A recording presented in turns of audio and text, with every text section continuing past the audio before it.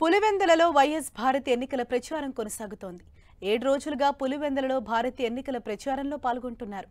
7వ రోజు పులివెందుల మున్సిపాలిటీ పరిధిలోని ఇస్లాంపురంలో భారతి పర్యటిస్తున్నారు. పులివెందులలో భారతికి స్థానిక నేతలు, కార్యకర్తలు, ప్రజలు ఘన స్వాగతం పలికారు. మైనారిటీ మహిళలతో మమేకమవుతూ భారతి ప్రచారం సాగుతోంది. భారతి వెంట Pulivendula municipal in-charge YS Manohar Reddy, MP Avinash Reddy సోదరి శ్వేతతో పాటు పలువురు వైఎస్ కుటుంబ సభ్యులు పాల్గొన్నారు.